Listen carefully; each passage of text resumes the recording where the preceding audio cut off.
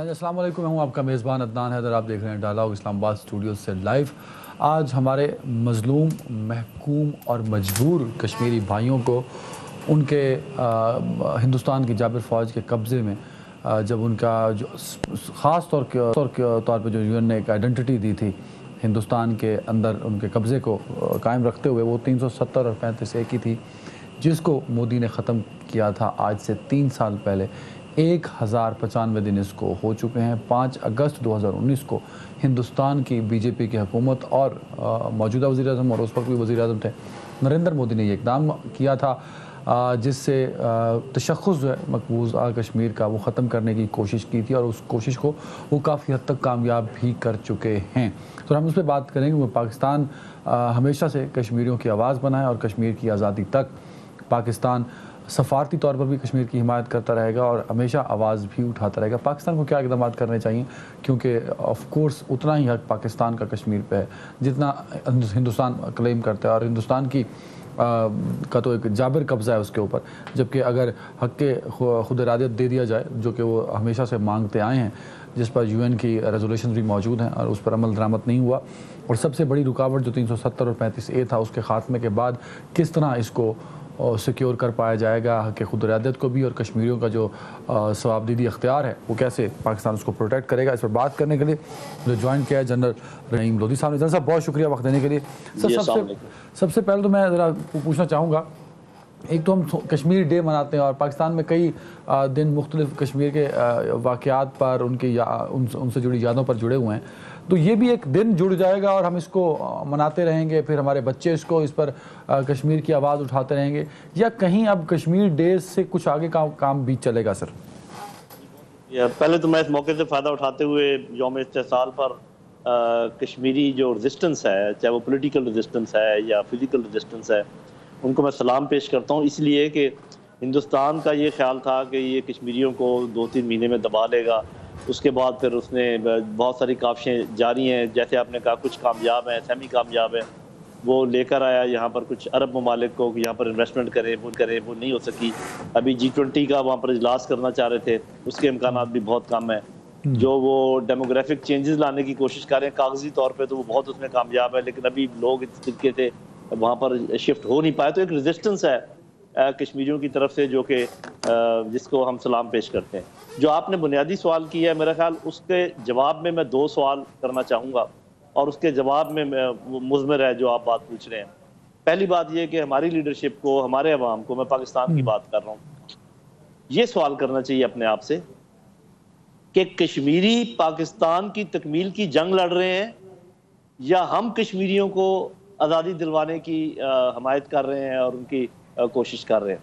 ये मैं इसका जवाब नहीं देता, लेकिन इसके जवाब पे बहुत मुनहसर होगा कि पाकिस्तान फिर कैसे रिएक्ट करता कि कश्मीरी अगर एक अनफिनिश्ड एजेंडा है पाकिस्तान का, और पाकिस्तान के साथ एक उनकी जिस किस्म का राब्ता जिसका वो इजहार भी करते रहते हैं, और हमारे तकमील की वो जंग लड़ रहे हैं, तो फिर हमें सोचना है। दूसरी बात, जब हमने ये ऐलान किया, हमारे कायदे-ए-आज़म ने ये ऐलान किया, और आज अगर हम इस बात को मानते हैं कि कश्मीर पाकिस्तान की शहरग है, तो शहरग के ऊपर अगर किसी ने बूट रखा हुआ हो और आपकी शहरग को दबा रहा हो, तो फिर आपको क्या करना चाहिए? क्या इसमें कोई मुझे जवाब देने की जरूरत है, या आपकी समझ में नहीं है, या आपकी समझ में नहीं है? ठीक है, ये दोनों पॉइंट। अच्छा, अब ये है कि ये सवाल अक्सर उठाया जाता है कि हम फिर क्या करें।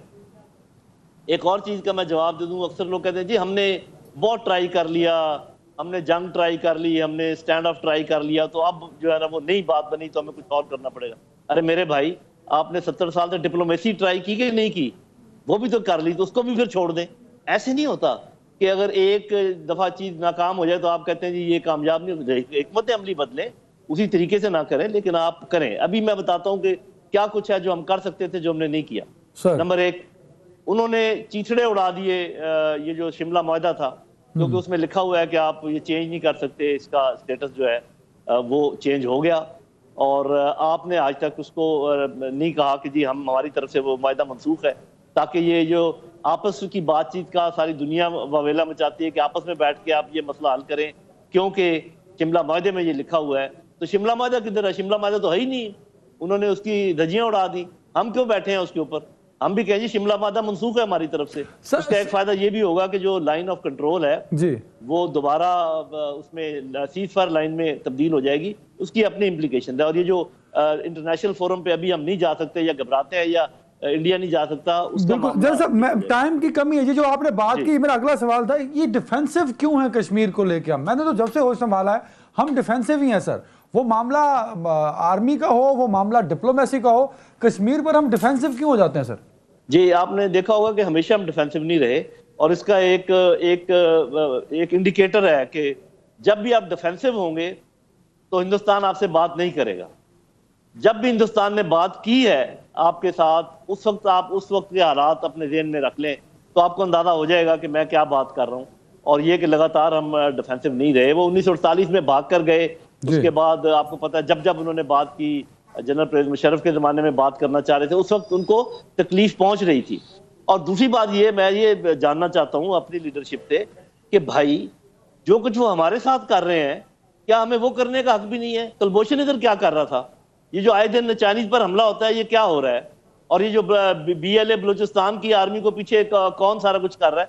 तो क्या हम इतने गए गुजरे? और ये जो कहते हैं ना जी दुनिया का ज़मीर नहीं जाग रहा, दुनिया आ नहीं रही, पहले अपने ज़मीर को तो टटोलो।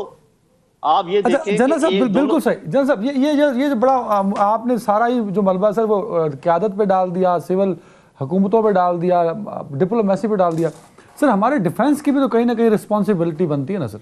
जब मैं लीडरशिप की बात करता हूं तो वो सिर्फ पॉलिटिकल लीडरशिप नहीं है। मैं सभी की बात कर रहा हूं सर। और ये इसमें देखें, बात ये है कि ये जो जब दो न्यूक्लियर पावर्स हों और आपको ऐसा लगे कि दुनिया को फिक्र ही नहीं है कि दो न्यूक्लियर पावर के दरमियान एक फ्लैश पॉइंट है, तो इस पे गौर करना चाहिए। और मैं बता देता हूं कि दुनिया क्यों दो न्यूक्लियर पावर के दरमियान इसको फ्लैश पॉइंट नहीं समझती। एक साइड अग्रेसिव है, दूसरी साइड पैसिव है, डिफेंसिव है, अपीजमेंट के लाइन को टच कर रही है। तो दुनिया को इसलिए कोई फिक्र नहीं है। आप तो ये रिस्पॉन्सिबिलिटी सर हमारे ऊपर आ गई। वेरी राइट, हमें इसमें सोचना चाहिए। लास्ट क्वेश्चन सर, 370 और 35 है सर, एक घड़ी लगी है यहाँ इस्लामाबाद में सर, उसके डिजिट खत्म हो जाएंगे 1095। तो जब मैं आपसे बात कर रहा हूँ तब हो गए 370 और 35 है। क्या बहाल करवा पाएंगे हम, या वो घड़ी बदलनी पड़ेगी, एक लंबे डिजिट वाली घड़ी लगानी पड़ेगी वहां पे? जी, वो घड़ियों से ये नहीं मामला होने का, डिप्लोमेसी से इसमें प्रेशर डालना चाहिए, इंटरनेशनल पॉलिटिक्स को इसमें लेकर आना चाहिए, चाइना को इसमें शामिल करना चाहिए। और जैसे मैंने पहले एक इशारा दिया है कि वो सब कुछ करने का हक इस्तेमाल करना चाहिए जो कि वो हमारे साथ कर रहे हैं। और एक चीज़ मैं ऐड कर दूं कि UN के चार्टर में ऐसे आर्टिकल मौजूद हैं कि महकूम कौमें अपने दिफा के लिए हथियार उठा सकती हैं और दूसरी कौमें उनको हथियार सप्लाई समेत उनकी मदद कर सकती हैं। बस ये मैंने आपको काफ़ी बात कह दी। सर मिल गया जवाब, बहुत शुक्रिया सर। जैसा वक्त देने के लिए नाज़रीन करते हैं कि कश्मीरी को भी आज़ादी मिल सके और वो भारतीय फ़ौज के जुल्म से निजात हासिल कर पाएँ। अब ज़रा हम आएंगे मुल्क की सियासत की तरफ, लेकिन उससे पहले एक ब्रेक।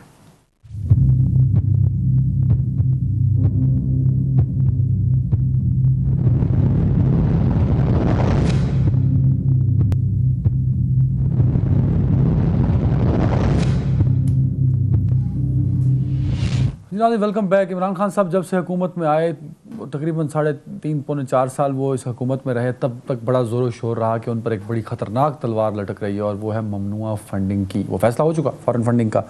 तो क्या उसके बाद जो ख़तरात इमरान खान साहब को लाहिक थे उनका नतीजा क्या होगा? और मौजूदा हुकूमत जो उस वक्त अपोजिशन में थी वो इमरान खान साहब की सियासत के ख़ात्मे की बात करती थी, PTI का सियासी मुस्तकबिल तारीख हो जाएगा की बात करती थी। अब हुकूमत में है तो वो किस तरह के रेफरेंसेस उस फैसले पर लेके जाएंगे, और जो इलेक्शन कमीशन ने फैसला दिया, what are the option with that government, उस पर ज़रा बात करेंगे। उसके इम्पैक्ट्स क्या होंगे, लीगल पोजीशंस क्या होंगी पाकिस्तान तहरीक इंसाफ के पास, उस पर भी हम बात करेंगे। पाकिस्तान मुस्लिम लीग नून से मुझे ज्वाइन किया राना एहसान अफजल साहब ने। राना साहब बहुत शुक्रिया वक्त देने के लिए। सीनियर माहिर कानून अजहर सदीक साहब हैं मेरे साथ। अजहर साहब बहुत शुक्रिया वक्त देने के लिए, और कई केसों में पाकिस्तान तहरीक इंसाफ की जानिब से बतौर वकील भी पेश होते हैं। राना साहब पहले तो मैं आपकी जानिब आऊँगा सर। मेरा सवाल यही है, बड़ी ख्वाहिश थी आप लोगों की कि फ़ॉरेन फंडिंग का फैसला हो जाना चाहिए, हो गया, व्हाट नेक्स्ट सर? 4 दिन गुजर चुके हैं सर। बिस्मिल्लाहिर्रहमानिर्रहीम। देखिए, सबसे पहले तो साफ चली, शफाफ चली PTI जो है, और जो अब बात करते थे कि कानून जो है वो सबसे ऊपर है और एक सियासत बड़ी शफाफियत की बात करनी, वो तो ये टोटली तौर पे एक्सपोज हो चुके हैं। क्योंकि जो दोहरा म्यार इन्होंने अपनाया हुआ था वो चाहे फॉरेन नेशनल से फंडिंग लेना था, फॉरेन कंपनी से फंडिंग लेना था, या फिर अपने अकाउंट्स को जो है वो छुपाना था और जो मिस डिक्लेरेशंस करनी थी, ये सब कुछ, और अपने मुलाजमीन के अकाउंट को भी जो है वो इस्तेमाल किया। और वहाँ और सबसे पहली और सबसे जो मैं समझता हूँ अहम बात अदनान, वो ये है कि जो पैसा चंदे का, ज़कात का फलाई कामों के लिए मांगा जाता रहा, वो सियासी मकासद के लिए इस्तेमाल करना।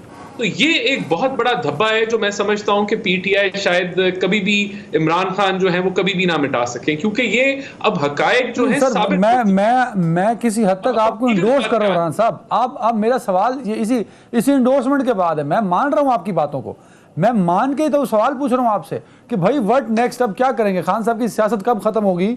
खान साहब, पाकिस्तान तहरीक इंसाफ जो कब इररेलेवेंट होगी? सर, ये तो बड़ा एक मार्का आपके हाथ आ गया सर। देखिए, मॉरल हाई ग्राउंड खत्म हो गया, एथिक्स जो हैं वो खत्म हो गई। अब इसके ऊपर कम से कम इनको जो है वो जो है शिर्क क्या होता है और जो है वो जो मजहबी कार्ड ये इस्तेमाल करते हैं, वो तो इनको नहीं करने चाहिए, क्योंकि अब ये जो फरिश्ता सिर्फ बनने की कोशिश करते हैं वो चीजें खत्म हो गई। अब अगर लीगल एस्पेक्ट पे आ जाएं सर, तो जो है वो फेडरल गवर्नमेंट ने डिसाइड किया है कि वो इसको आगे फर्दर परसू करेगी सुप्रीम कोर्ट पे। और परसू क्या करेगी? वो यही जो इनके जो जराइम जो साबित हो चुके हैं, इनको आगे लेके जाएंगे, और जो पाकिस्तानी कानून के मुताबिक और जो जुडिशरी ने पहले जो फैसले किए हुए हैं इस तरह की सिचुएशन के अंदर या इस तरह की वायलेशन ऑफ लॉज के अंदर, वो हम उनसे डिमांड करेंगे कि वो करें। जिसके अंदर मिस डिक्लेरेशन पे एक साबिक वजीर आजम मियां नवाज शरीफ साहब को नाअहल किया गया, और इस बेसिस पे किया गया कि उन्होंने अपने बेटे से तनख्वाह, बिल्कुल गॉट द पॉइंट सर, ये पता है सबको कि तनख्वाह नहीं ली थी तो उस पर निकाल, बिल्कुल ठीक है। तो देखिए, this is the point sir, this is the point, बिल्कुल सही है। अजहर सदीक साहब, नवाज शरीफ साहब को जिस मिस डिक्लेरेशन पे डिस्क्वालीफाई किया गया था, यहाँ भी मिस डिक्लेरेशन है सर, मिस डिक्लेरेशन है। तो मुझे ये बताएं कि क्या वाकई वो जो कुछ पाकिस्तानी कानून ने साबिक वज़ीर आज़म नवाज शरीफ साहब के साथ किया, वही पाकिस्तानी कानून उसी तरह के ग्राउंड्स पे मौजूदा हालात में साबिक वज़ीर आज़म इमरान खान साहब के साथ भी कर सकता है? बहुत शुक्रिया। आईने पाकिस्तान समझना इतना आसान काम नहीं, it's quite a difficult task. अमूमन होना चाहिए हमारे पार्लियामेंटेरियन या दोस्त अहबाब को उर्दू, अंग्रेजी, पश्तो, सराइकी में ना आईने पाकिस्तान दे देना चाहिए, उन्हें समझ आ जानी चाहिए। मिस डिक्लेरेशन का मतलब तो पता ही नहीं किसी को, हम ऐसे ही कहना शुरू कर देते हैं। नवाज शरीफ साहब को आपको पता है उनकी पार्टी के अंदर करप्शन के पैसे बाकायदा पार्टी फंड के अंदर गए, कॉन्ट्रैक्टर्स के उस बुनियाद पर अपना डिस्क्वालीफाई नहीं हुए। वो इस अजहर साहब, आवाज आ रही है आपको? कागजात नामजदगी के अंदर उन्होंने जो अकामा लिया हुआ था दुबई के अंदर, अपने बेटे के हवाले से वो डिक्लेयर नहीं किया। इससे कहते हैं झूठ बोलना, फ्रॉड करना या फरेब करना। ये है मिस डिक्लेरेशन। और तनख्वाह लेने और देने का इशू तो है नहीं, पता नहीं कहां से हम ले आए कि तनख्वाह लेने और देने का। इसी डेफिनेशन को अजहर साहब, ये जो मिस डिक्लेरेशन की आपने डेफिनेशन की आसान उर्दू में, इसको मतलब फिक्स कीजिए ना इलेक्शन कमीशन वाले फैसले पे, कि वो जो फंड्स आए, वो जो इमदाद आई, वो जो चंदा आया, वो क्रिकेट मैच से आया या शौकत खानम से आया, वो डिक्लेयर नहीं किया इमरान खान साहब ने, तो ये वाली डिक्लेरेशन मिस नहीं होगी, ये मिस्टर डिक्लेरेशन होगी। ना, मैं फिर बताता चाहूँ अदनान हैदर साहब, बात इतनी है जो नॉमिनेशन पेपर की बातें हैं, बड़ा मुश्किल है समझना इस चीज को। मैं फिर बताता चाहूँ, आज सर समझ के उठेंगे एहसान साहब। जैसे मैंने नवाज शरीफ साहब को पार्टी के अंदर जो एज ए लीडर के तौर पर मिस डिक्लेरेशन की वजह से डिस्क्वालीफाई नहीं किया, उन्हों को डिस्क्वालीफाई इसलिए किया गया कि अपने बेटे के साथ जो अकामा लेना हो, तनख्वाहदार तो मुलाजमत वगैरह ये सारी चीजें देनी पड़ती है, उस बुनियाद पर मिस डिक्लेरेशन की, और ये आर्टिकल 62(1)(f) यही कहता है। सर, अब इलेक्शन कमीशन में कोई सर्टिफिकेट दे दिया, या यूं ले लें कि आपने एक फर्ज करें इनकम टैक्स की रिटर्नों के अंदर मिस डिक्लेरेशन दे दिया है, वो इनकम टैक्स की रिटर्नों का जो मिस डिक्लेरेशन है वो इनकम टैक्स के कानून के तहत आएगा, उसमें पेनल्टीज आएगी, आपकी कंसीलमेंट की है, टैक्स देना पड़ेगा। इसी तरह इलेक्शन लॉज के अंदर अगर मिस डिक्लेरेशन है, वो मिस डिक्लेरेशन पार्टी लीडर को लॉ के मुताबिक देनी है, और वो पढ़ लें आर्टिकल पॉलिटिकल। अच्छा, मैं एक और बात बताता जाऊं, ये लुटियां डाल रहे हैं। ऐसा किस कानून पे लुटियां डाल रहे हैं? पॉलिटिकल पार्टीज ऑर्डर 2002, ये जनरल रिटायर परवेज मुशर्रफ ने कानून बनाया। आज ये जमहूरी पसंद कुव्वतें छलांगे लगा रही हैं कि जनाब वो कौन सा कानून है मुशर्रफ ने बनाया है या डिक्टेटर ने बनाया है, उसको आप ऐसे बनाता फिर रहे हैं, पता नहीं क्या हो गया। मैं इससे आगे चलता हूं। आप दूसरी बात तरफ आता हूं कि फर्ज करें वो जो आप अपना इलेक्शन लॉ के तहत जो अपना आ गई है, या फर्ज करें को मिस डिक्लेरेशन है, तो उसके कॉन्सिक्वेंस क्या है जो कह रहे हैं ये। फर्ज करें ऐसा है, तो वो एक पार्टी है, अपना कलेक्टिव विजडम है, उसकी तरफ से आइन ने कहा, आर्टिकल 13 ने कहा कि वो सर्टिफिकेट पार्टी हेड ने देना है, उसका किसी भी तरह से नॉमिनेशन पेपर से ताल्लुक नहीं है। और वो है क्या सर्टिफिकेट गलत दे दिया भाई? उन्होंने ये नहीं कहा कि मोसाद से, रॉ से, CIA से, या किसी अपना मुश्ताक चीनी से, या किसी ऐसे बंदों से नहीं, या पापड़ों वाले से पैसे नहीं लिए। वो पैसे लिए हैं, पाकिस्तानी है। अगर एक पाकिस्तानी है और अपना उनकी बीवी जो है वो इंडियन है, आधे पैसे आपने कहा ठीक है, आधे पैसे का वो ठीक नहीं है। प्राइवेट लिमिटेड कंपनी ओन करती है सारा, अपने वो एक अलग इशू है कि वो कानून में लिखा है, और वो मैं समझता हूं वो कानून कॉन्फ्लिक्ट करता है आर्टिकल 17 के साथ। मेन वजह समझिएगा वो क्यों। पार्टी आर्टिकल 17 के तहत पार्टी में जा सकता है कि इंडिविजुअल। ये जितनी प्राइवेट लिमिटेड कंपनी है ये पार्टी के मेंबर नहीं है, इन्होंने कंट्रीब्यूट किया है, वो लॉ ने लिख दिया, लॉ ने गलत लिखा है। ये आर्टिकल 17 से वायलेशन है। क्या है? यानी या तो ये बताएं नहीं, ये पैसा। अब आप अजहर साहब खत्म कर, मैं जो फ्रीक्वेंसी चल रही है, ये पैसा वो नहीं है जो बाहर से आकर आपने गवर्नमेंट ने टॉपल की, आपने MNA MPS खरीदे, और ये आर्टिकल 17 में लिखा है कि integrity and sovereignty of Pakistan के खिलाफ जो काम करेगी सियासी जमात, वो तहलील होगी।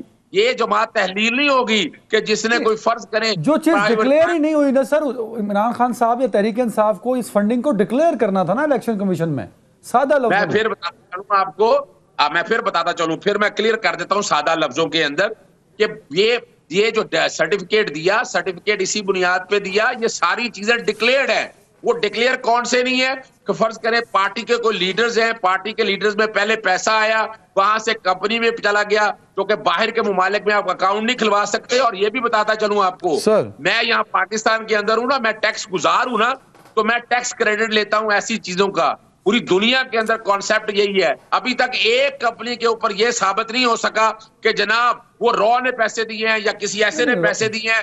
वो पैसे बुनियादी तौर पर आम पाकिस्तानी ने दिए हैं, जिनको नॉन पाकिस्तानी बना दिया है। मैं बाकायदा डेफामेशन का नोटिस मुकम्मल कर लिया है, ओवरसीज पाकिस्तानी की तरफ से इलेक्शन कमीशन को दे रहा हूं। और पाकिस्तान सिटीजनशिप एक्ट के तहत मेरी आप शोरियत तब ले सकते हैं, शहरियत, जब मेरी आप पाकिस्तान सिटीजनशिप। इलेक्शन कमीशन कहां से आ गया? हम कहीं बिल्कुल यार अजहर साहब, आप बात को कहीं और ले गए ना सर। मैं तो बात कर रहा था उन अकाउंट्स की, और मैंने तो ये बात की नहीं ना कि वो फंडिंग रॉ से ली या मुसाद से ली, या वो फॉरेनर थे या वो पाकिस्तानी पासपोर्ट, वो हम डिबेट, चलो खैर। अब मैं जरा इस पे रिस्पांस ले लूं, लेकिन मैं स्टैंड करता हूं अपने सवाल पे। कंपनी के पैसे डिक्लेयर्ड है, आई चैलेंज कि वो प्राइवेट लिमिटेड कंपनी से आए हैं। वो क्या कहते हैं कि प्राइवेट लिमिटेड कंपनी से आप ले नहीं सकते, वो प्रोहिबिट करता है। तो आपके इलेक्शन कमीशन ने सर देखे, जो फैसला मैंने पढ़ा सर जो फैसला एहसन नसीर साहब मेरे प्रोड्यूसर ने मुझे भेजा, हुण पता नहीं सही सी या गलत सी, ਉਹਦੇ ਵਿੱਚ ਤਾਂ ਕਨਫਰਮ ਲਿਖਿਆ ਹੈ ਕਿ देयर आर 16 ਅਕਾਊਂਟਸ ਐਂਡ ਦਾ ਵੂਟਨ ਕ੍ਰਿਕਟ ਅਕੈਡਮੀ ਕਲੱਬ ਦਾ ਜਿਹੜਾ ਪੈਸਾ ਸੀ ਉਹ ਡਿਕਲੇਅਰ ਨਹੀਂ ਸੀ, ਜਿਹੜਾ ਇਲੈक्शन कमीशन ने डिक्लेयर करना सी खान साहब ने और पाकिस्तान तहरीक इंसाफ ने। बात को कि वोटन का पैसे भी डिक्लेयर थे प्राइवेट। क्या जिसको मिस डिक्लेरेशन कह रहे हैं वो क्या है कि कुछ पार्टी लीडरशिप इस पे कमेंट करने दे। सर अजहर साहब ये तो बड़ी इंपॉर्टेंट गल दस दी तुसी सर, ये तो मेरा इलेक्शन कमीशन नहीं पता। राणा साहब, जो फॉरेन फंडिंग में फॉरेन ममनुआ फंडिंग उसको कह रहे हैं, या फॉरेन फंडिंग जो कह रहे हैं जो डिक्लेयर नहीं की, और फैसले में भी मैंने भी यही पढ़ा है, अदर साहब कहते हैं कि वो गलत है, तो वो तो डिक्लेयर है ऑलरेडी। तो आपका तो ग्राउंड ही सर जीरो हो गया PMLN का या सारे इत्यादियों का। ये है कि सारी चीजों को मिलाइन कर दें। आपने देखा होगा ये फेसबुक पे जो वीडियोस लगा रहे हैं कि जी हम पाकिस्तानी हैं और हम फंडिंग करेंगे, ये काम इनको साबित करना था 8 सालों के अंदर, जब इन्होंने 51 एडजर्नमेंट्स ली। अब किसको क्या पता कि कौन लोग बयान दे रहे हैं, क्या हकायक हैं, मीडिया के अंदर ये सफाइयां पेश कर रहे हैं, सारा ये एक मिक्सअप कर रहे हैं। देखें, बड़ी सिंपल सी बात है, जो वूटन क्रिकेट क्लब का जो प्राइवेट लिमिटेड फर्म जो बनाई गई थी, और ये ओवरऑल जो आर्टिकल फाइनेंशियल टाइम्स के अंदर लिखा गया था, वो आर्टिकल ही इनको जो है वो साबित कर रहा है कि ये फॉरेन फंडिंग इन्होंने ली, किस तरीके से ली। सबसे पहले तो वो आर्टिकल ये कहता है कि वो फिलैंथ्रोपिक मकसद के लिए वो किया गया था, यानी कि ज़कात देने के लिए या चैरिटी के लिए था, वो पार्टी फंडिंग नहीं थी। इन्होंने वो ज़कात का पैसा, चंदे का पैसा जो है वो सियासत में डाल दिया। नंबर 2 देखें राणा साहब एक तो हम न्यूज रिपोर्ट को कोट नहीं कर सकता। We are talking about the constitution, article, section and legal. और दूसरी बात ये सर, दूसरी बात ये, वो जो फाइनेंशियल टाइम्स को 7 साल सोया रहा, उस सहाफी को अचानक ख्याल आया कि फैसला आने वाला है तो मैं भाग के रिपोर्ट, हम उसको कोड ना ही करें, हम फैक्ट्स पे बात करें ना सर। उसको अच्छा, मैं आपसे, अदनान, बड़ी सिंपल सी बात है। पाकिस्तान का कानून कहता है कि फॉरेन नेशनल्स वो होते हैं जिनके पास जो है पाकिस्तानी पासपोर्ट ना हो, जिनके पास नाइकॉब ना हो और वो फॉरेन नेशनैलिटी रखते हो, और वो डुअल नेशनल भी जो है वो ना हो, तो उनको फॉरेन नेशनल कहते हैं। नहीं, एक सेकंड, ये क्लियर कर दें। अगर किसी के पास कनाडा का पासपोर्ट होगा, पाकिस्तान का पासपोर्ट होगा, तो वो पाकिस्तानी नेशनल नहीं है। ही और शी इज द फॉरेनर इन पाकिस्तान। नहीं, जिसके पास पाकिस्तानी पासपोर्ट है वो पाकिस्तानी नेशनल है, बेशक वो डुअल नेशनल हो, इसमें तो कोई कबाहत नहीं है। तो पाकिस्तान का जिस कानून की बात आप कर रहे हैं उसमें फॉरेनर की बात की हुई है, पाकिस्तानी नेशनल की बात नहीं की हुई, भले उसके पास कनाडा का, यूरोप का या अमेरिका का पासपोर्ट हो। बिल्कुल। अच्छा, ठीक है। बिल्कुल, मैं फॉरेन नेशनल्स को इन्होंने फंडिंग की है ना। अगर उनके पास, किसी के पास पाकिस्तानी पासपोर्ट है, वो तो निकल गया बाहर, वो फंडिंग तो नहीं काउंट होती, वो तो पाकिस्तानी है। तो ये देखें, जो 31 फॉरेन नेशनल्स हैं, उनके पास पाकिस्तानी पासपोर्ट नहीं है, उनके पास नाइकॉब नहीं है, वो इलीगल है। पाकिस्तान का कानून अलाउ नहीं करता कि आप फॉरेन नेशनल से फंडिंग लें, और फिर जिस तरह इंडियन और इजरायली नाम आ रहे हैं, तो वो क्या है। दूसरी चीज देखें, बड़ी सिंपल सी बात है, पाकिस्तान का कानून आपको, जो फॉरेन रजिस्टर्ड कंपनीज हैं, वो उससे भी आपको फंडिंग लेने की इजाजत नहीं है। तीसरा, ये बड़ा वो उसके अंदर ये गिल्टी पाए गए हैं। तीसरी चीज जो बड़ी सिंपल है वो ये है कि अगर कोई गवर्नमेंट ऑफिशियल है वो, और वो गवर्नमेंट की क्या कहते हैं किसी पोजीशन पे है, वो फंडिंग नहीं कर सकता किसी पॉलिटिकल पार्टी की, ये भी वायलेशन है। और फिर जो 16 अकाउंट इन्होंने नहीं डिक्लेयर किए, वो मिस डिक्लेरेशन है, उसके ऊपर 62(1)(f लगता है कि ये अब सादिक अमीन नहीं रहे, इन्होंने मिस डिक्लेयर किए हैं ये अकाउंट्स। उसके अंदर 2 तो ऐसे अकाउंट हैं जिनमें 8 करोड़ रुपए की ट्रांजैक्शन हुई। इनका मुद्दा क्या है? वो कहते हैं जी ये अकाउंट जो नहीं डिक्लेयर किए, इधर ट्रांजैक्शंस होती रही, और फिर हमारे जो डिक्लेयर किए अकाउंट ये उसके अंदर होती रही। भाई, अगर ऐसा था तो 8 साल में आप प्रूव कर देते कि ये वो उनके जो है वो सब्जेक्ट अकाउंट से। ये झूठ बोलते हैं, ये झूठ बोलते हैं मीडिया के अंदर, और ये जो है ये अवाम को जो है ये सारी चीजें झूठ के साथ जो है कंफ्यूज कर रहे हैं। 8 साल थे इनके पास ये साबित करने के लिए, ये नहीं साबित कर सके। ये फॉरेन नेशनल से फंडिंग लेते रहे हैं, फॉरेन कंपनियों से फंडिंग लेते रहे हैं, और इसी तरह गवर्नमेंट ऑफिशियल से फंडिंग साबित होगी ये इनकी। और इसके साथ साथ इन लोगों ने जो मिस डिक्लेरेशन की है, तो ये इसकी अब आपके पास प्रेसिडेंट है। ये इन चीजों के ऊपर लोग जो हैं वो फारिग हो चुके हैं, उनको जो है इलेक्शन लड़ने से रोक दिया गया है, वो डिस्क्वालीफाई हो चुके हैं, और यही इन पे लागू होगी। इनके ऊपर हमने रेफरेंस दायर कर दिया है, अभी ईसीपी ने भी इनको बुला लिया है। जो आर्टिकल और रेफरेंस पे बात करूं, अजहर साहब मुझे ब्रेक लेने दें ताकि आप तफसीली जवाब दे सकें, क्योंकि राणा साहब की जितने पॉइंट्स उस पर चाहता हूं तो तफसीली रिस्पॉन्स है एक ब्रेक के बाद। यार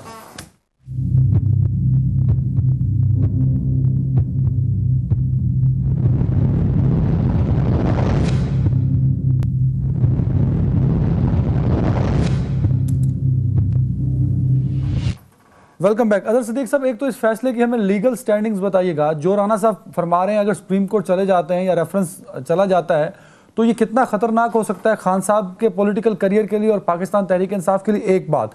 दूसरा सर, जो बातें आप कर रहे हैं, मुझे लगता है कि मैंने को फैसला और पढ़ लिया है, आपने को और पढ़ लिया है, जरा ये कन्फ्यूजन दूर कीजिएगा।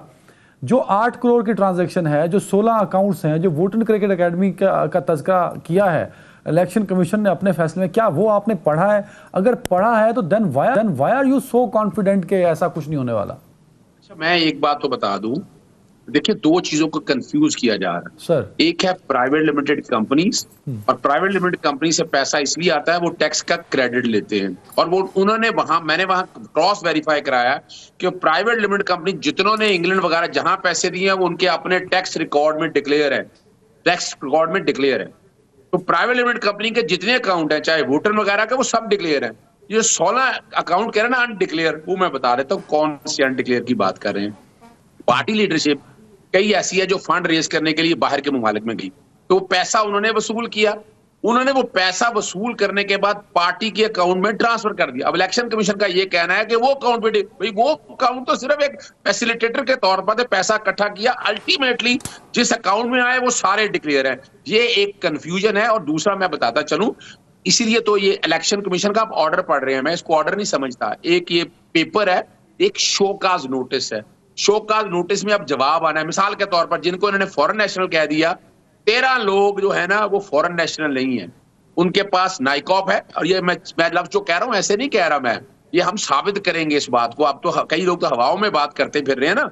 वहां फॉरेन नेशनल कौन से, जैसे मैंने बताया मिसाल के तौर पर इंडियन से किसी से शादी हुई है या किसी बांग्लादेश से किसी की शादी हुई है, तो उन्होंने मियाँ के पैसे एक्सेप्ट कर लिए, बीवी के एक्सेप्ट नहीं किए। ये एक नॉर्मल सी रूटीन है। यानी कोई ये नहीं कहा कि आपने को फ्रॉड किया है। फर्क सिर्फ इतना है जो कि वो प्राइवेट लिमिटेड कंपनी की वजह से आया है, इसलिए कंफ्यूजन है इस बात के। और जहां तक है इलेक्शन कमीशन का फैसला, 3 काउंट पे हम चैलेंज कर रहे हैं। एक तो ओवरसीज की तरफ से, जैसे मैं डेफेमेशन का नोटिस मैंने बता दिया है कि उन्होंने पाकिस्तानियों को बदनाम किया है, फिर ये उन्होंने पब्लिक कर दिया, आर्टिकल 14 की खिलाफ वर्जी हुई, सीक्रेसी वायलेट की। इलेक्शन कमीशन की मैं बात कर रहा हूं, सुप्रीम जुडिशल काउंसिल में इन लोगों की तरफ से रेफरेंस अलहदा जा रहा है, एक रेफरेंस ऑलरेडी फाइल कर दिया है। इसको शोका समझ के इसका जवाब दिया जा रहा है और बड़ा डिटेल में एक एक चीज कॉम्प्रिहेंसिव हर चीज अवेलेबल है, वो जवाब दिया जाएगा। बिल्कुल ठीक है। अजहर साहब जरा एक पॉइंट क्लियर करिएगा। अजहर साहब एक पॉइंट सर, जैसे हम कहते हैं ना कि एफआईआर रोको यार, एफआईआर न कराना। एफआईआर जब हो जाती है तो वो तलवार होती है, भले बंदा पकड़ा जाए, फर्द जुर्म लगे ना लगे। ना, ये मैं आपको बता दूं, ये एफआईआर नहीं है। मैं फिर क्लियर कर दूं आपको, ये एफआईआर नहीं है, ये एक दरखास्त है। उस दरखास्त पे उन्होंने किया, उन्होंने शोकाज करना है। जब ये अमूमन जो है ना एफआईआर तब होगी जब, यानी जो ऑर्डर करेंगे ना वो एफआईआर होगी। एक एफआईआर यानी इन्होंने शोकाज करेंगे, शोकाज के बाद जो आंसर आएगा, जो इनका ऑर्डर आएगा, वो इनका एक ऑर्डर होगा। उसको फिर हमें चैलेंज करने के हवाले से आगे हमारे पास रेमेडीज अवेलेबल हैं। यानी मैं देखें, बात करें हकायक के ऊपर, जो आप उस सारे ऑर्डर को पढ़ लें, सारे ऑर्डर में इलेक्शन कमीशन अपने इख्तियार से और आर्टिकल 6 की एप्लीकेशन आई है। आप कौन होते हैं आर्टिकल 15 का जिक्र करने वाले? आप कौन होते हैं आइन के आर्टिकल 17 का? Who is election commission? Election commission की बदनीति यहीं से तो यहाँ है। आप अब फर्क मैं आपको समझाता चलूं, और मैं एक और लफ्ज में चैलेंज करता चलूं। राणा साहब ने कह दिया जनाब बड़ी जजमेंट्स हैं, एक भी जजमेंट ये साबित कर दें कि आपने नॉमिनेशन पेपर के अलावा, मिसाल के तौर पर टैक्स में मिसडिक्लेरेशन है या इलेक्शन कमीशन में मिसडिक्लेरेशन है, मैं वकालत छोड़ दूंगा। मैं बड़े लफ्ज कह रहा हूं, चैनल पे बैठा हो तो तैयारी के साथ बंदे को बैठना चाहिए, बात गलत नहीं करना चाहिए। Not a single judgment on this subject, ये भी ज़हन में रख लीजिएगा। और इसके अलावा एक जो बात कर रहे हैं मोहसिन शाहनवाज रवांजा कि जनाब वो अपना जो है ना तोशा खाना की चीजें डिक्लेयर, भाई तोशा खाना की डिक्लेयर जब नॉमिनेशन पेपर दाखिल की, उस वक्त तो वजीर आज़म ही नहीं थे, उसमें तो कोई ऐसी चीज नहीं। ये उसके बाद की कोई रिटर्नों की बात कर रहे हैं। इनकम टैक्स में और वेल्थ स्टेटमेंट में सारी चीजें डिक्लेयर की हुई हैं। ये असल में आप इस दुनिया में नहीं रहते ना, तो कोशिश करते हैं अवाम में, यानी आज तक 70 प्रेस कॉन्फ्रेंसें कर दी हैं। क्या निकला 70 प्रेस कॉन्फ्रेंस? ओ भाई क्या मजाक उड़ा रहे हैं आप लोग? अभी तो बैठकर ये इसके अभी तो ये इसके इम्तिहान बड़े पड़े हुए हैं। अभी तो ये पहला स्टेज है। और 62(1)(f) के हवाले से भी जो बात कर रहे हैं वो भी गलत है, सवाल ही पैदा नहीं होता। मैं चैलेंज कर दिया आपके सामने, कोई एक जजमेंट ऐसी बता दे। चलो मैं राणा साहब से पूछ लेता हूं सर पे या टैक्स में। एक और बात खत्म कर दूं, एक और बात, यानी तरीकाकार क्या है। अब जरा मैं बताता हूं। आर्टिकल 17 जो है ना, आर्टिकल 17 जो है पॉलिटिकल पार्टी ऑर्डर्स का, ये आइन के आर्टिकल 17 से तसादम करता है। यानी पैसे जो है ना, अगर पैसे मुल्क की सालमियत के खिलाफ इस्तेमाल हुए हैं तब तो पार्टी तहलील हो सकती है। आई कोर्ट एंड मैं दोबारा बताता हूं आपको कि अगर पैसा मुल्क की सालमियत के खिलाफ, ये जोड़ना पड़ेगा आपको। ये मैं नहीं कह रहा, आप सलमान राजा से, एतजाज एहसन से किस जिनों के बयान आए वो सारे आप पढ़ लीजिएगा। तो ये दो चीजों को इंटरमिंगल करने की बात कर रहे हैं। अब इलेक्शन कमीशन शोकाज दिया है, जो इलेक्शन कमीशन प्रोसीडिंग कर रहा है वो शोकाज दिया है। अब शोकाज का जवाब भी आएगा, एक एक चीज सामने आएगी और पूरी कौम के सामने एक एक चीज सबूत के साथ रखी जाएगी। पाकिस्तान तहरीक इंसाफ छठी बड़ी सियासी जमात है पूरी। बिल्कुल ठीक है। एक चीज ऐड कर दें ताकि राणा साहब तसल्ली से जवाब दे सकें। अगर ये जो सुप्रीम इलेक्शन कमीशन वाला पेपर है, जिसका पेपर बोल रहे हैं, ये पेपर रेफरेंस की शक्ल में चला जाए या सुप्रीम कोर्ट लेके चले जाते हैं, तो क्या कोई खतरा है? ये बिल्कुल कोई खतरा नहीं है। इमरान खान साहब रिलैक्स रहें। मैं पहले बता दूं कि इलेक्शन कमीशन का पेपर जो है सुप्रीम कोर्ट में किसी शक्ल में नहीं जा सकता। बिल्कुल ठीक है। राणा साहब कमेंट करते हैं sir, over to you. 2-3 points जो अजहर साहब ने उठाए हैं सर। अच्छा जी, देखें अजहर साहब कमेंट ले लें, अजहर साहब कमेंट ले लें अब। देखें जो इलेक्शन अजहर साहब कुछ कहना चाह रहे हैं, अजहर साहब की सुन लें। बिल्कुल ठीक, राणा साहब ओवर टू यू। देखें, जो इलेक्शन एक्ट 2012 है वो डिसोल्यूशन ऑफ द पार्टी के लिए है, और वो कहता है where the federal government is satisfied on the basis of a reference from the commission और information received from any other source that a political party is a foreign aided political party और has been formed or is operating in a manner prejudicial to the sovereignty और integrity of Pakistan। यहाँ और है, ठीक है, और तो ये या वो फॉरेन एडेड हो, और फॉरेन एडेड की क्या उन्होंने डेफिनेशन दी है, रिसीव्स एनी एड फाइनेंशियल और otherwise from any foreign government और पॉलिटिकल पार्टी और फॉरेन कंट्री और any portion of it is funds from foreign national. तो ये देखें बड़ी सिंपल क्लियर बात है। अब ये कह ये रहे इनका प्रोपोगेंडा क्या है, एक तो प्रोपोगेंडा है कि एक ही पॉइंट है सर, आप जो बात आपने पढ़ी उसमें फॉरेन नेशनल है, अजहर साहब कह रहे हैं there is no foreign national, और अगर फॉरेन नेशनल नहीं है तो इट्स मीन कि इस पेपर का कोई इंपैक्ट नहीं है। देखें अब इसमें प्रोपोगेंडा क्या है कि जी हम ओवरसीज के खिलाफ हैं, हम ओवरसीज के खिलाफ तो नहीं है, ओवरसीज पाकिस्तानी जो हैं वो सरमाया है पाकिस्तान के। देखें अगर किसी के पास नेशनल पासपोर्ट है, उनके पास नाइकॉब है या वो डुअल नेशनल्स हैं तो वो पाकिस्तानी है। वो इनके पास 8 साल थे साबित करने के लिए, ये नहीं कर सके। उसमें सब कुछ करने के बाद 31 निकल आए कि वो जो है वो फॉरेन नेशनल्स हैं। ये क्लियर होगी बात, ये साबित करते हैं, बात खत्म हो जाएगी। दूसरी चीज देखें, ये कहते हैं प्राइवेट लिमिटेड कंपनीज ने सारा कुछ डिक्लेयर किया हुआ है, जो फॉरेन प्राइवेट लिमिटेड कंपनीज है। भाई उन्होंने डिक्लेयर किया भी हो, आपको पाकिस्तान का कानून इजाजत ही नहीं देता कि आप फॉरेन कंपनी से जो है वो आप फंडिंग लें। सीधी सी बात है, तो ये इलीगल हो गया। उन्होंने डिक्लेयर किया और ना किया, ये अलग बात है। You are prohibited to take any aid and any benefit. सही कह रहे हैं आप, बिल्कुल। देखिए दूसरी चीज ये जो सिंपल सी बात है, जो आपने 16 अकाउंट छुपाए, आप कहते हैं ये हमारे सब अकाउंट्स थे और मेन अकाउंट्स में आए। इस चीज को भी आप 8 सालों में साबित नहीं कर पाए, लेकिन अभी मीडिया पे आपने जो है ना वो पूरा तमाशा लगाया हुआ कि जी ये तो सब अकाउंट्स हैं और वो मेन अकाउंट्स के अंदर सारा ये डिक्लेयर है। ये तो माने कि इलेक्शन कमीशन फैसले के बाद मीडिया वॉर वो इस पे जीत चुके हैं, सोशल मीडिया पे भी। ये अपने जो इनका जो फैन क्लब है उसमें जीत चुके भाई। आता हूं उधर सब आता हूं, 1 मिनट दूंगा आपको आखिरी। मेरी आखिरी पॉइंट, अब अगर ये मीडिया पे कहीं जी वो तो सब अकाउंट्स हैं और जो मेन अकाउंट्स में वो सारा कुछ शो किया हुआ, तो अवाम ने तो नहीं देख लेने के भाई ये वाकई जो है ये कह रहे हैं ये सच है या झूठ है। ये इन्होंने साबित करना था ईसीपी पे, ये नहीं कर सके। ये गिल्टी है, इनको मुजरिम डिक्लेयर किया गया है। अब दूसरी चीज ये है कि ये उन्होंने ईसीपी ने कहा है कि ये फॉरवर्ड होगी फेडरल गवर्नमेंट में, फेडरल गवर्नमेंट डिक्लेरेशन दे रही है, वो सुप्रीम कोर्ट में लेके जाएगी, और जिन चीजों पे ये साबित हो चुके हैं उसके ऊपर अब फैसला होना चाहिए पाकिस्तानी कानून के मुताबिक। फेडरल गवर्नमेंट कब लेके जाएगी? 4 दिन तो हो गए सर। फेडरल गवर्नमेंट के पास एक्सपर्ट्स हैं, लॉयर्स, एक रात बैठ के 68 सफ़ों का फैसला पढ़ते, 6-6 सफ़े बांट देते सबको, 10 वकील तो होंगे आपके पास। अगले दिन इंशाल्लाह जल्द लेके जाएगी। देखिए मैं खुद तो वकील नहीं हूं, लेकिन मैंने you are representing federal government ना सर, तो गवर्नमेंट के पास तो आपके पार्टी के वकील हैं, आपके गवर्नमेंट के वकील हैं सर। बिल्कुल लेके जाएंगे, फिक्र ना करें। अभी तो गेम शुरू हुई है, ये चलेगी। और देखें सबसे बड़ा जो मैं समझता हूं अदनान, सब चीजों को साइड पे कर दें सर। लोग पैसे देते हैं ज़कात के लिए, लोग अपनी ज़कात निकालते हैं कि हम गरीब बच्चों का इलाज के अंदर अपना हिस्सा डालें, ये सियासत के अंदर उसको इस्तेमाल कर रहे हैं। यानी कि ये आखिरी मिनट है अजहर साहब, एक कमेंट कीजिएगा राणा साहब पर, मेरा सवाल भी ले लीजिए अजहर साहब, 1 मिनट दे रहा हूं आपको। इलेक्शन कमीशन ने इमरान खान साहब को बुलाया है, क्या वो जाती हैसियत में पेश होंगे, हो सकते हैं, या कोई उन्हें गुंजाइश मिल सकती है? और जब चीफ इलेक्शन कमिश्नर और इमरान खान साहब आमने सामने होंगे तो सिचुएशन क्या होगी सर? देखिए आपने अदनान साहब, बड़ी सीधी सी बात है, ये जो बैठे हुए ना जुर्म साबित हो गया, ऐसा हो गया, भाई उसकी अपील पड़ी है, अभी बड़े काम पड़े हुए हैं, तो परेशानी की क्या बात है?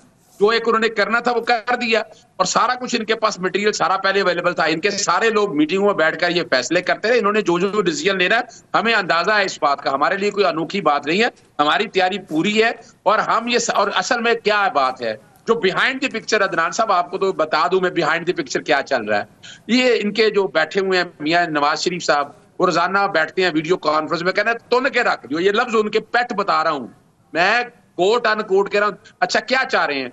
वो चाह रहे हैं कि 20 किसी तरह seconds. से कोई ना कोई लेवल प्लेइंग फील्ड मिल जाए, और ये जो आखिर क्या हो कि जनाब ये भी डिस्क्वालीफाई हो, हम बैठ बिल्कुल के आपस टाइम में कोई खत्म हो गया। agreement दोनों मुअज़्ज़िज़ मेहमानों का बहुत शुक्रिया, रखेगा। अल्लाह हाफिज।